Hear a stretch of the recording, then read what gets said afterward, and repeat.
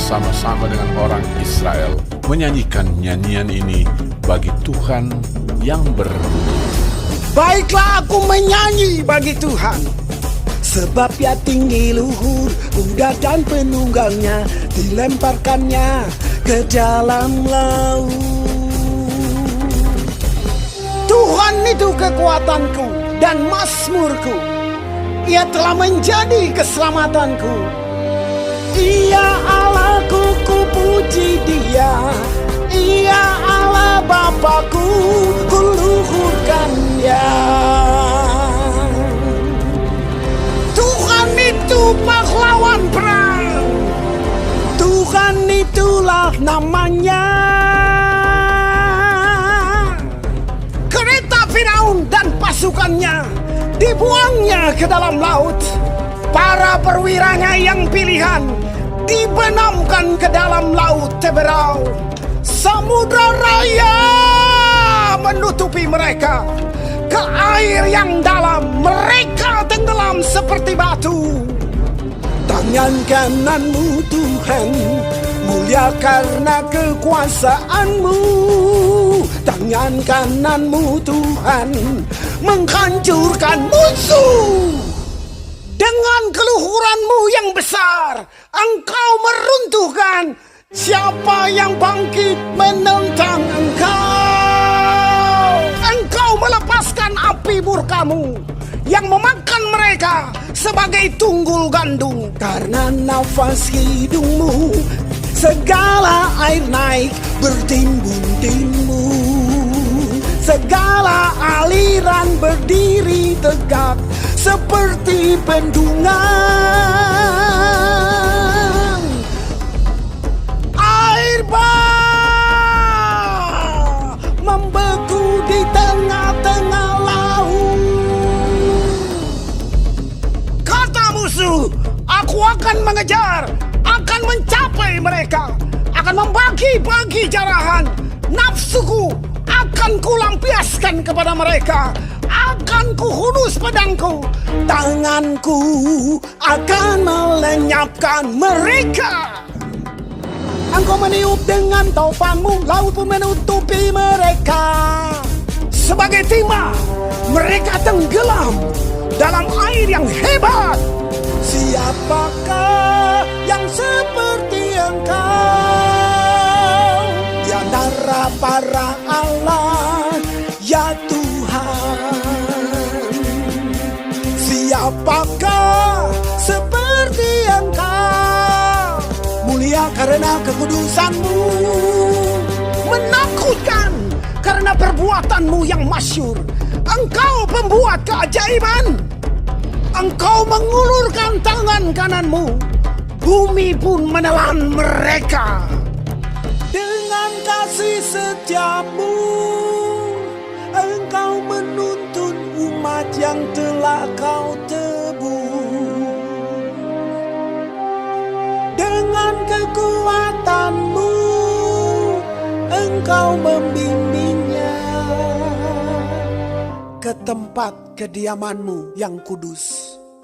Bangsa-bangsa mendengarnya, mereka pun menggigil. Kegentaran menghinggapi penduduk tanah Filistin. Pada waktu itu, gemparlah para kepala kaum di Edom. Kedahsyatan menghinggapi orang-orang berkuasa di Moab. Semua penduduk tanah Kanaan gemetar. Ngeri dan takut menimpa mereka karena kebesaran tanganmu. Mereka kaku seperti batu. Sampai umatmu menyeberang, ya Tuhan, sampai umat yang Kau peroleh menyeberang. Engkau membawa mereka dan Kau cangkokkan mereka di atas gunung milik-Mu sendiri. di tempat yang telah Kau buat kediaman-Mu ya Tuhan, di tempat kudus yang didirikan tangan-Mu ya Tuhan. Tuhan memerintah kekal selama-lamanya.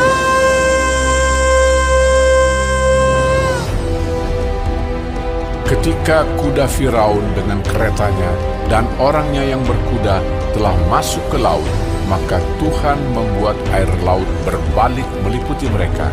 Tetapi orang Israel berjalan di tempat kering dari tengah-tengah laut.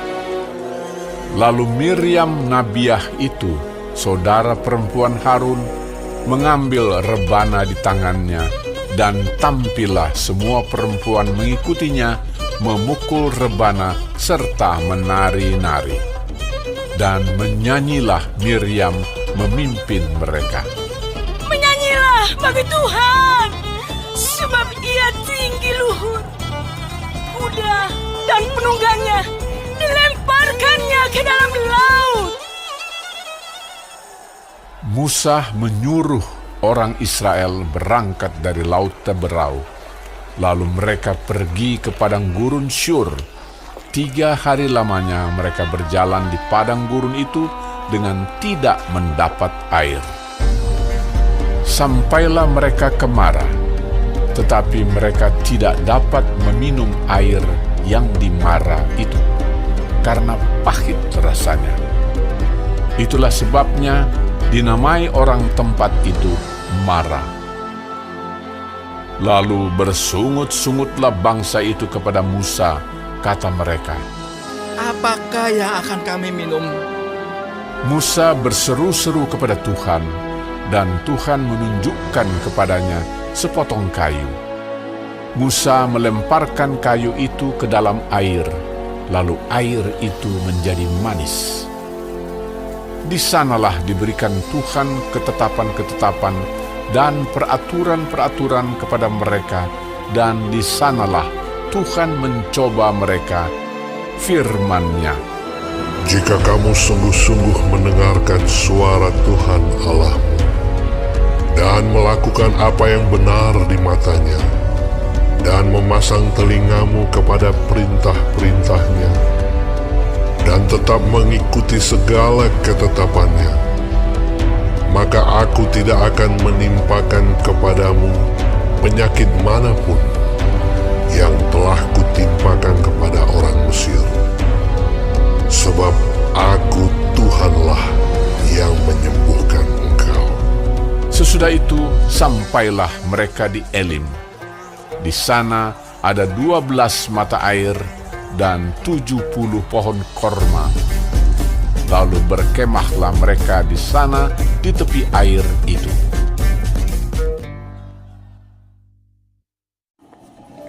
Shalom saudara-saudaraku yang kekasih di dalam Tuhan Yesus Kristus. Puji Tuhan kalau kita masih diberi kesempatan hidup hari ini dan dapat mempelajari firman Tuhan dari kitab Keluaran 15. Tuhan Yesus memberkati. Mengenai nyanyian Musa dan Israel.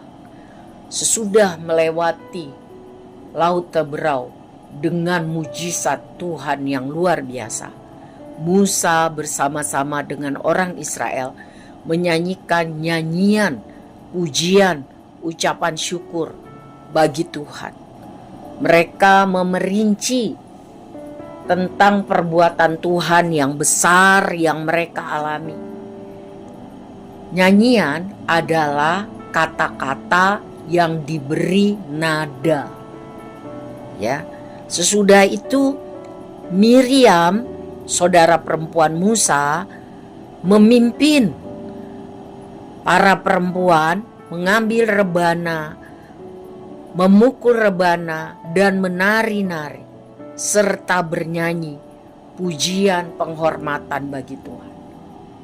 Tidak semua kita diberi talenta untuk dapat mengubah nyanyian, tapi kita semua bisa bersaksi, bercerita kepada orang dengan perkataan, dengan perbuatan, dengan segala sarana untuk orang mengenal Tuhan yang hidup, yang besar, yang sudah kita alami kasih dan kuasanya. Dan itu kewajiban kita. Ceritakanlah perbuatan Tuhan yang banyak, yang besar, secara detail kepada banyak orang. Supaya Tuhan dimasyurkan, supaya Tuhan ditinggikan, supaya Tuhan dihormati, supaya orang percaya kepada Tuhan kita yang kita kenal dalam nama Yesus Kristus Tuhan kita. Pengalaman yang otentik, bukan cerita tentang orang lain, tetapi kalau kita benar sadar setiap hari kita hidup hanya karena kasih karunia kemurahan Tuhan. Ceritakan, saksikan, jangan diam saja ya, karena Tuhan baik, sabar, dan setia. Tujuan Tuhan masih memberi kita hidup sampai hari ini supaya kita bisa menjadi saksi Kristus yang efektif bagi banyak orang, sehingga orang mengenal Tuhan. Apakah kita sudah melakukannya itu dengan setia? Semoga sudah. Mari tambah setia.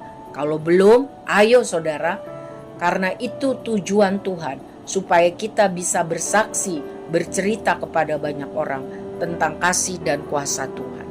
Sesudah itu kita lihat apa yang terjadi 3 hari sesudah Israel berangkat dari Laut Teberau.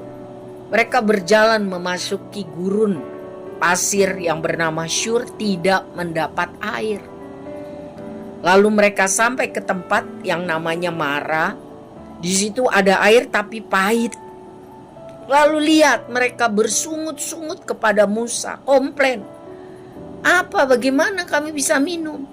Dan Musa berseru berdoa pada Tuhan. Tuhan memberi petunjuk apa yang harus dia lakukan. Mengambil sepotong kayu, melemparkan kayu kepada air yang pahit itu. Air itu berubah, ada mujizat menjadi manis. Tuhan yang memberikan, bukan karena kayu itu atau Musa yang hebat. Tuhan bisa pakai apa saja dan siapa saja. Lalu Tuhan bilang, jangan bersungut-sungut, sungguh-sungguh dengarkan suara Tuhan. Lakukan yang benar di mata Tuhan. Pasang telingamu, turuti perintah Tuhan. Tetap ikuti ketetapan Tuhan.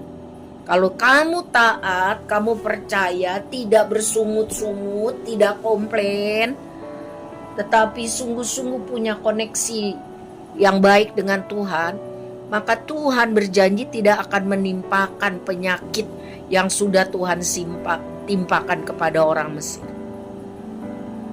Ingat ya, 10 tulah itu. Persoalan-persoalan masalah besar yang dihadapi orang Mesir karena apa? Keras hati dan bebal.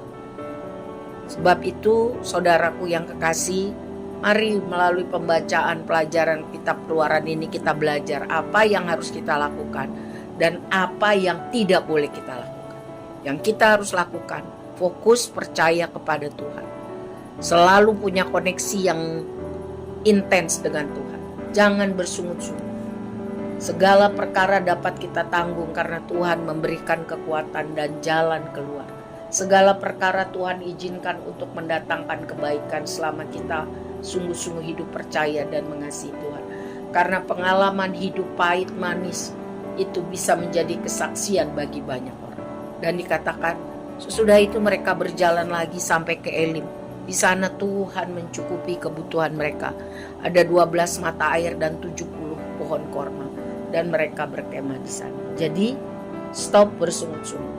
Mari fokus kepada kasih dan kuasa Tuhan. Masalah selalu ada. Perjalanan hidup manusia seperti itu. Karena ini dunia belum sorga. Fokus kepada Tuhan. Lakukan kehendak Tuhan. Jadi saksi Tuhan yang efektif. Tuhan menolong kita menjadi pelaku firman. Amin.